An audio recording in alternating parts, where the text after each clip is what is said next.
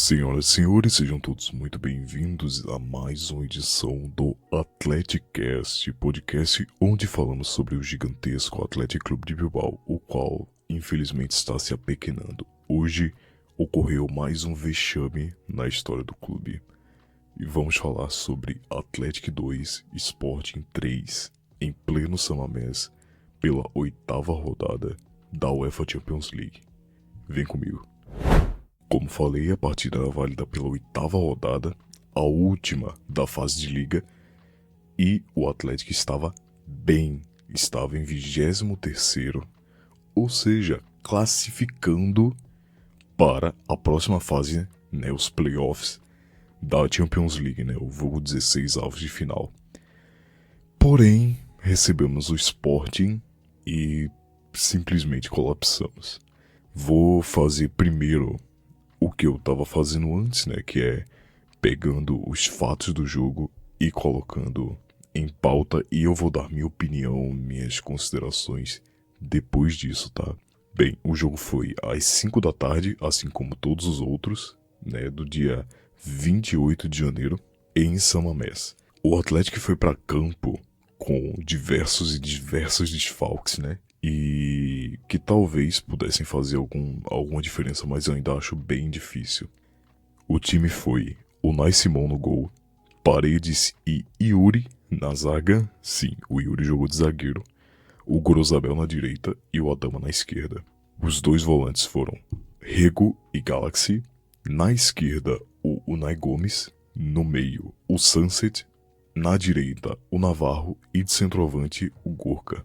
O jogo foi transmitido pela HBO Max com narração do Júnior Lampard e o Otávio Rodrigues como comentarista. Ótima transmissão deles, inclusive. Fica aí o abraço e o parabéns para eles aí. Bem, logo no início do jogo, aos 2 minutos, o Atlético começou a ir muito afoito para marcar em cima e deu tudo certo, né? Porque é o que o Valverde quer, começar logo impondo o estilo de jogo, principalmente em casa. Que o Sunset, logo aos 2 minutos, né, ele deu um chute no cantinho e marcou o primeiro do Atlético. Ali começou um pouco da ilusão. Sendo bem sincero, eu criei aquela ponta de expectativa e, enfim, a gente estava indo para 12º lugar naquele momento. Já comecei a ficar um pouco mais tranquilo, mas complicado. Bem, mas como diz o nosso lema, felicidade de torcedor do Atlético e de pobre dura muito pouco. Ou seja, gol deles aos 11 minutos do primeiro tempo ainda para empatar o jogo. Então você já vê que foi complicado. A gente teve basicamente 8 minutos de suspiro ali onde a gente ficou, caraca, vamos passar tranquilo. Aí manda um escanteio e o Diomandé sobe sozinho e faz o gol onde geralmente tem um jogador ali, né? Na primeira trave, não tinha ninguém. Ele cabeceou exatamente ali e marcou o empate do Sporting. Porém, aos 28 minutos, recuperação de bola em Matheus Reis, né, que tinha entrado no lugar do Gonçalo Inácio, que machucou, né? Espero que não tenha sido nada demais, que ele é um ótimo zagueiro. Mas que o Gorka, ele roubou a bola, limpo. Matheus Reis se lançou no chão, né? Ele que tá para voltar pro Brasil, né? Tem o nome ligado para clubes aqui. O Gorka roubou a bola dele, ele seguiu para frente, né? Perto da grande área, ele chutou. A bola bateu na trave, voltou para ele e só empurrou para dentro do gol. Fez o 2-1, né? E marcou o seu 5º gol em 7 jogos na UEFA Champions League. Aí já fica a questão. Se tiver alguém para ser salvo nisso aqui, né, nessa Champions League, além do Celton, eu creio que seja o Gorka. Creio não, né? Tenho certeza que é pra ser o Gorka, porque ele foi absurdo. Ele realmente foi o diferencial nas partidas. A gente ganhou os jogos por conta dele. Ele foi melhor em campo em vários, inclusive hoje. Então, se tiver que salvar alguém, vai ter que salvar o Gorka. Porém, aos 38 minutos aconteceu uma coisa que mexeu com o jogo, né, pelo menos na minha visão, que foi a incapacidade clara do árbitro né, de não conseguir corresponder a um jogo desse tamanho. No caso, o senhor Félix Zweier, sei lá, vou chamar de Félix que é mais fácil. O Maxi Araújo, né, jogador, ótimo jogador também do Sporting, ele deu uma entrada criminosa no Gorosabel. Ele deu um carrinho com o pé na altura quase que do joelho, foi na canela. A sorte do Gorosabel foi que ele pulou. Se ele tivesse com o pé cravado no chão, com certeza tinha quebrado. Foi um carrinho completamente sem noção que ele deu, muito forte, numa região que pode quebrar a perna dele. Ou seja, deveria ser expulso, não é? Exato, porém, não foi. Ele não foi expulso, ele tomou só um amarelo e ficou por isso mesmo, né? Mas foi uma falta muito, muito forte, né?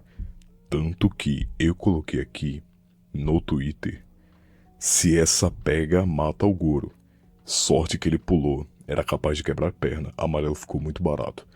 Porque realmente, cara, foi assustador, assim. A força que ele entrou foi completamente desproporcional. Então eu acho que o árbitro errou, deveria expulsar ele e não expulsou. E aí acaba o primeiro tempo e começa o segundo logo com 4 minutos, né, do segundo tempo, aos 49 minutos mais ou menos.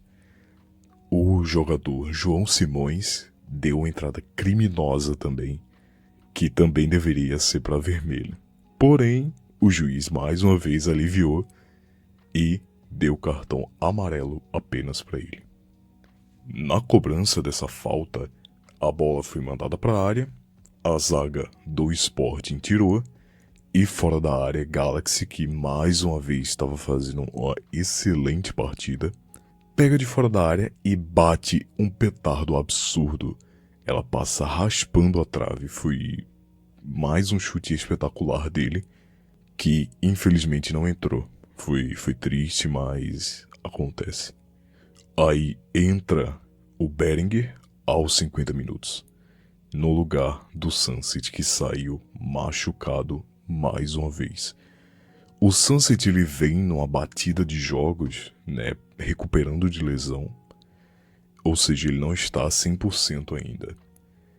E ele estava jogando muito mal, muito mal, muito mal. Mas ele jogou muito bem hoje, né, no caso ontem. Ele jogou muito bem. Realmente ele foi um dos melhores em campo, ele fez o gol, ele tava pressionando em cima, ele tava dando volume de jogo, coisa que ele não tava conseguindo fazer nas últimas partidas, mas hoje ele conseguiu.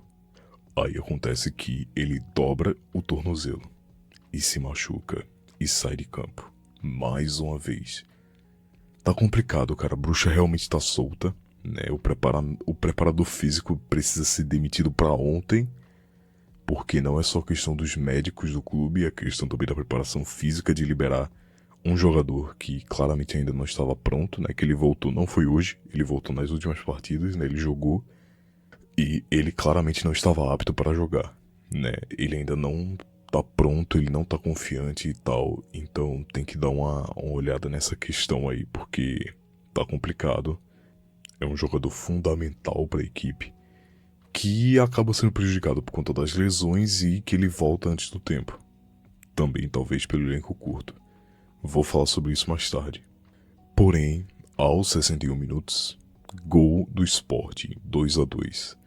Troca de passes excelente deles, até que chega na meia-lua, o Rego tava com o pé virado, né, para dividir a bola. Ele tava com o pé virado pro lado que o Trincão tava correndo. Ou seja, ele deu uma assistência para o Trincão, né? De novo, é triste, mas acontece, é um jogador em construção ainda, ele é imaturo, ele vai melhorar, ele tem potencial, mas por enquanto tá complicado. Ele começou muito bem, né? Mas nos últimos jogos, principalmente, ele tá muito mal. Nesse jogo ele nem tava tão mal, como eu falei, mas ele pecou nessa coisa aí que acabou influenciando diretamente no resultado do jogo. Logo depois do gol, o Sporting recuperou a bola e tentou sair curto, né, mais uma vez. O Gurka pressionou, recuperou a posse de bola, mais ou menos ali na meia-lua, e deu o chute para fora. Mais uma chance perigosa, né? Porque ele estava de frente pro gol, mas ele acabou se estabanando ali e jogou para fora. Aos 65 minutos, tivemos mais mudanças, que foram Sayonai Gomes, que é chover no molhado, não fez absolutamente nada no jogo, para entrar o Celton. E saiu o Galaxy, que estava mais uma vez primoroso no jogo, e entrou o Vesga, que foi o de sempre, né? Nem fede nem cheira. O Celton entrar no jogo foi ótimo, né? Porque ele precisa de jogos tipo esse, e acabou que deu certo, porque ele jogou muita bola, né? Logo depois ele quase cavou um pênalti, né? Ele fez uma jogada saindo da esquerda pro meio.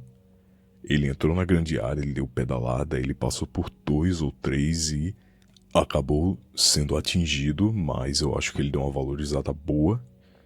Poderia ser marcado pênalti? Poderia, mas é aquele pênalti bem mandrake. Foi um bom jogo do Celton, mais um, e que ele necessita entrar mais no jogo. Depois, gol do Luiz Dias, né, cruzamento que veio da esquerda para a direita, só que no meio teve um toque de cabeça do Hillman, se eu não me engano, e nesse toque de cabeça, no meio do caminho, o Luiz Dias estava em posição irregular, muito à frente, eu achei na hora, só que depois pegaram o VAR, né, e na traçada de linha automática, né, mostrou que ele estava tipo a metade do rosto só na frente, então nem sempre as câmeras mostram tudo. A jogada foi impugnada e gol anulado. Logo depois, aos 78 minutos, pênalti para o Sporting. A Dama, mais uma vez, muito mal no jogo, tomou o drible o jogo inteiro, mesma coisa como foi contra a Atalanta, como foi contra qualquer outro time. Ele foi tão mal, mas tão mal, que ele teve que fazer um pênalti e torcer para ser anulado. Porque ele realmente não fez o pênalti, né? Ele bateu na bola antes, mas ele tomou um risco completamente desnecessário. Ele foi muito mal no lance e em vários outros do jogo, né? Mais um jogo péssimo do Adama, que minha paciência já esgotou com ele, vocês já estão acostumados a ouvir isso. Mas enfim, aos 80, saiu o Gurka e o Navarro exaustos porque eles tiveram que fazer a pressão alta por muito e muito tempo. Eles conseguiram fazer um ótimo papel no jogo. O Navarro também, mais uma vez, foi muito bem.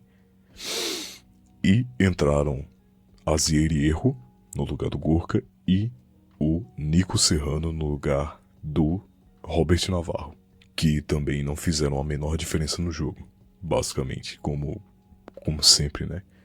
Quase sempre, né? Porque o Serrano, pelo menos, ele faz um gol aqui ou ali, e o Erro só fica zanzando de um lado pro outro sem conseguir tocar na bola direito, e quando toca ele perde. É triste. É bem triste isso, mas é a verdade. Então chegamos aos 90 minutos, o Atlético estava empatando e sendo eliminado, porém ainda tinha chance de virar o jogo de novo, né? Virar não, né?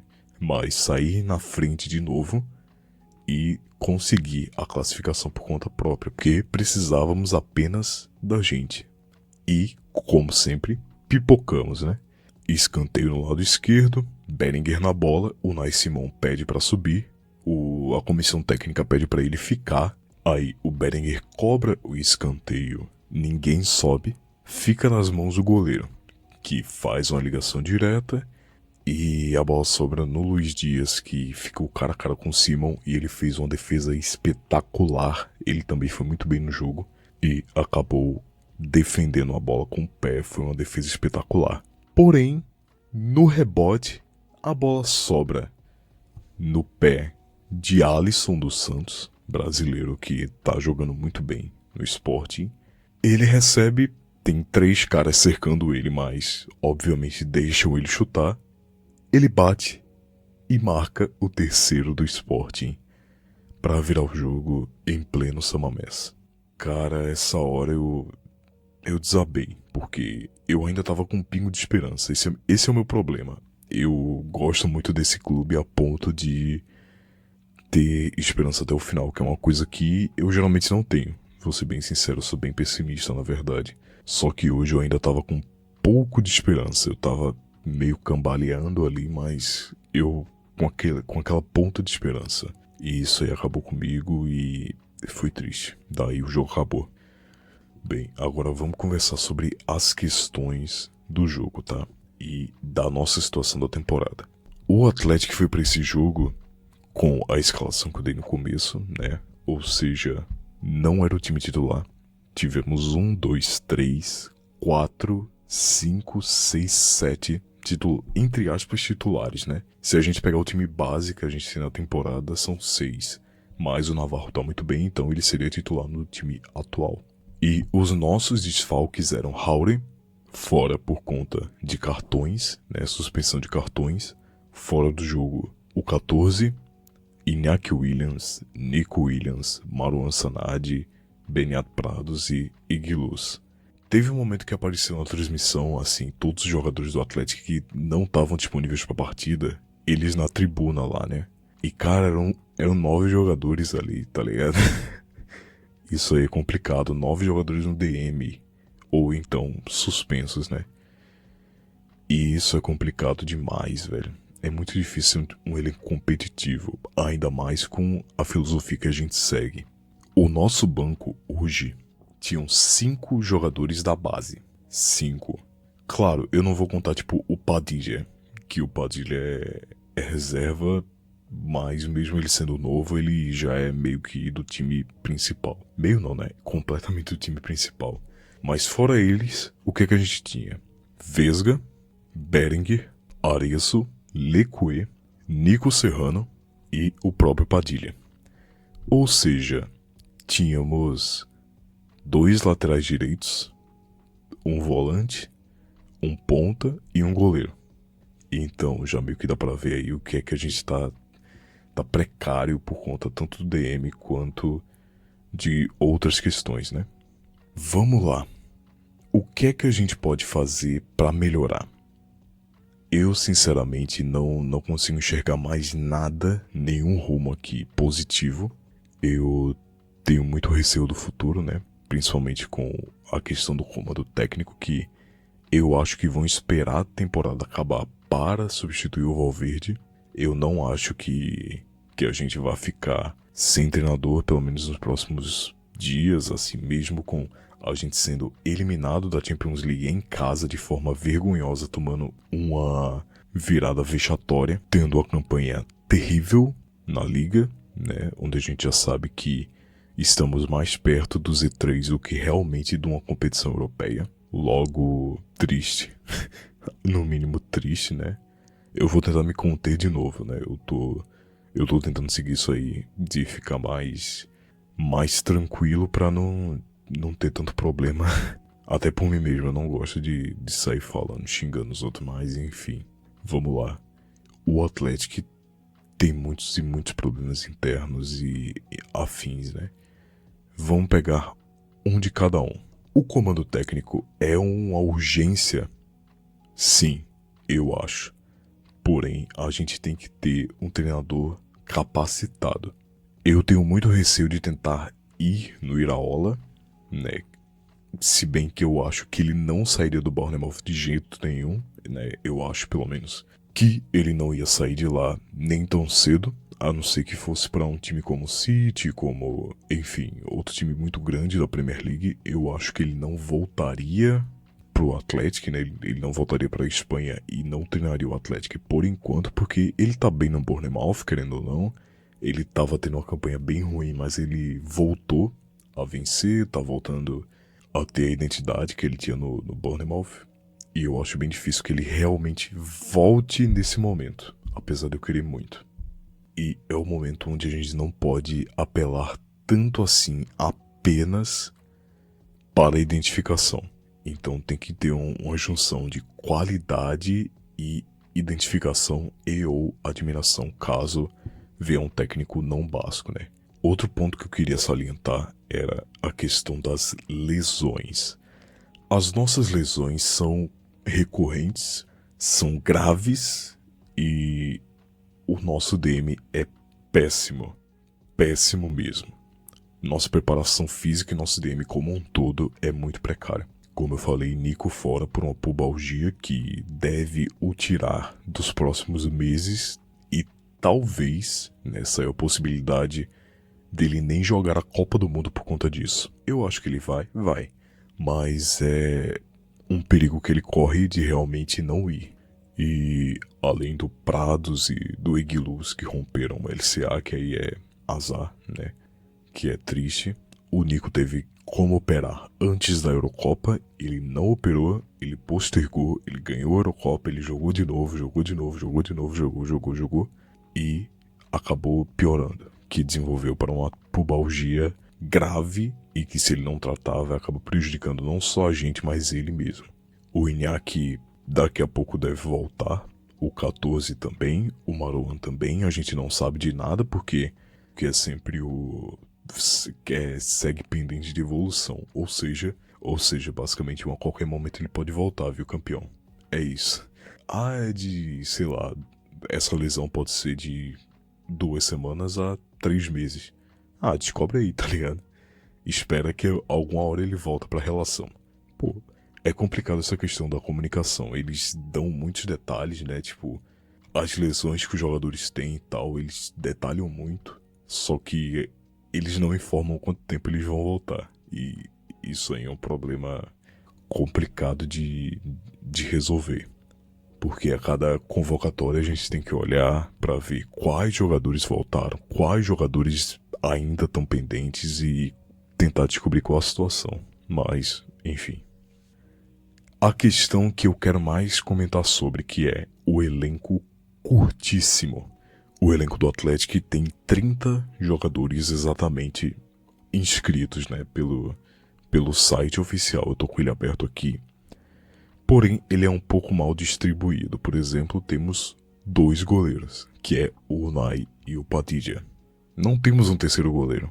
Se machucar, vai ter que subir alguém do B, né, o Santos, né, no caso. Na defesa, temos 10 jogadores de defesa, porém, um deles é o Ierai, que vai voltar agora do doping. Ou seja, tínhamos 3 zagueiros no elenco, porque o resto é tudo lateral. E um deles é da base, que tá machucado, que é o Eguiluz. Então você já vê daí que foi muito mal montado, porque tem o 14, que para vir precisou ter uma negociação minuciosa do Atlético com o Al Nassr por conta de fair play financeiro, por conta de 1 milhão de regras e afins, então ele acabou vindo pra cá. Sendo que tinha quem? Azpilicueta livre no mercado. Poderia ter ido atrás dele. Poderia ter seguido pelo menos alguma coisa, porque ele é um jogador consagrado, ele é líder, ele é a cara do Atlético, pelo menos na minha visão. E ele não foi nem contactado até onde a gente sabe. Então, cara, você deixar de ir atrás dele, de um Zubeldia da vida, né? Ou até do próprio Inigo Martinez, que eu sei que muita gente odeia, mas entre ele e o 14 eu prefiro ele, ainda, como jogador e como, entre aspas, traíra, eu prefiro ele. Mas enfim, como meio-campistas nós temos 3 jogadores da base, que é o Ibon, o Celton e o Rego, que subiram os 3 na temporada passada pra cá, né, na metade da temporada passada pra cá. Além do Pratos, que tá machucado, a LCA não joga mais essa temporada. O Inútil do Unai Gomes, além do Galaxy, do Hauri, do Sunset e do Vesga. Ou seja, não temos meio campo.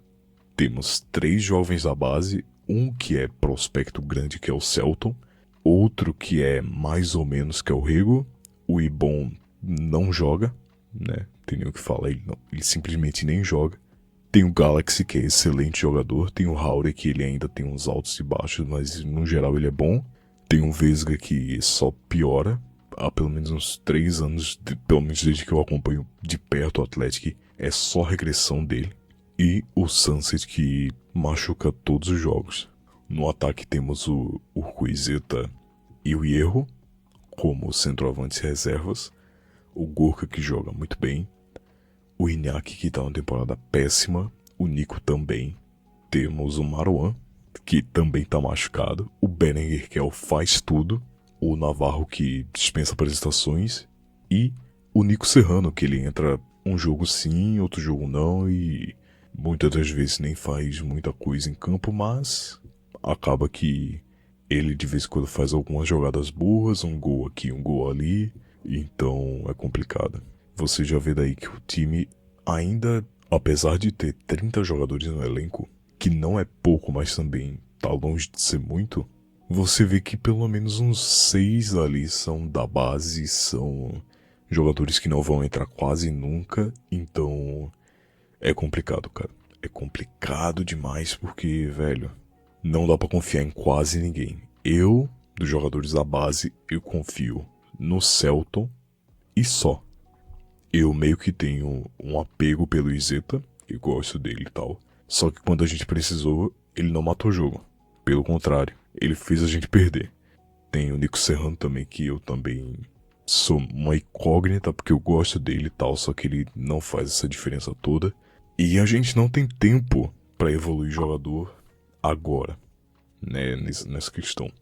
Eu sei que torcer pro Atlético é muito disso, de safra, né? Tem safra que é ótima, tem safra que é pior, tem temporada que a gente vai muito bem e logo na outra vai muito mal. Mas eu entendo que esse ciclo acontece no Atlético. Eu não tô tão desesperado assim, eu tô mal porque tá perdendo muito jogo, então eu tô ficando muito revoltado muitas vezes. Porque são jogos que dá pra ganhar, né? O nosso elenco ele é bom, então dá pra conseguir mais coisa do que a gente consegue hoje. Então é complicado realmente o que tá acontecendo. Eu não sei quem seria o ideal para substituir o Valverde. Um que eu penso é o Xabi Alonso, que ele não deve aceitar de jeito nenhum, né? Porque ele é formado na Real, ele fez a base como jogador e como treinador por lá. E eu acho que mesmo ele tendo saído mal do Real Madrid, ele tem possibilidade de assumir, sei lá, um time de meio de tabela como o Brentford da vida, como o Fulham, enfim. Então eu acho que ele preteriria ir pra lá do que trabalhar no Atlético, mas é um cara que eu tentaria. Eu tentaria, além, claro, do Iraola. Se eles não aceitarem, a gente vê quem é que pode assumir aí, enfim. Eu não sei mais o que falar, eu tô falando há muito tempo aqui, eu já devo ter cortado muitas coisas do que eu falei, porque, sei lá, eu tô sem rumo nenhum. Só decepção nessa desgraça, velho, só coisa ruim, só regresso. Enfim, espero que você tenha gostado desse pós-jogo, e é isso. Fiquem bem, e até a próxima.